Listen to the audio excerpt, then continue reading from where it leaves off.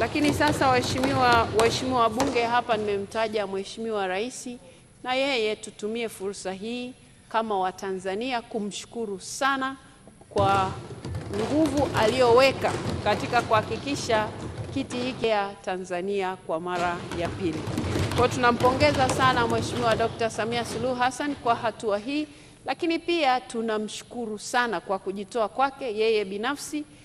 Wengi wetu tulipata, hata yeye mwenyewe ilibidi aseme maneno ya kwamba jamani, mimi namuunga mkono, huyu ni kijana wangu, na mmeona mwaka jana alifanya hatua ya ujasiri kabisa, akampa cheo ofisini kwake. Hicho nacho kimesaidia kwamba huyu ndiye mshauri wa Dr. Samia Suluhu Hassan kwenye eneo la afya hapa nchini. Kwa hiyo tunamshukuru sana Mheshimiwa Rais kwa namna ambavyo nafasi hizi zinapojitokeza, basi yeye mwenyewe anakuwa mbele kabisa kuhakikisha nchi yake inapata heshima.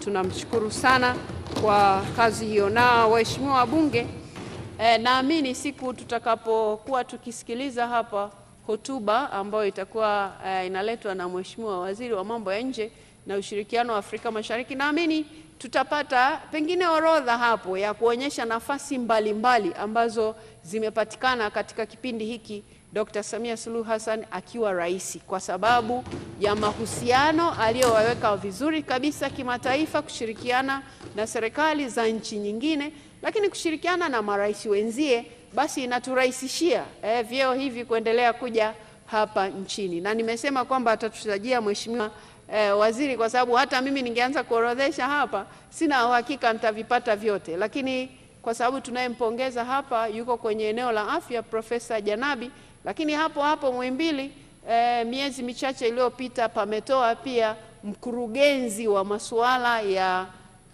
tiba ama inaitwa afya kule Umoja wa Afrika AU, inaongozwa na Mtanzania pia. Kwa hiyo tunafanya vizuri, na nirejee tena kauli yangu ya kwamba tusijidharau. Watanzania tunafanya vizuri, na haya yote yanaendelea kupatikana si kwa bahati mbaya, yanapatikana kwa sababu ya mambo mazuri yanayofanyika hapa nchini, ikiwa ni pamoja na eneo la utawala bora. Kwa hiyo mlishike hilo.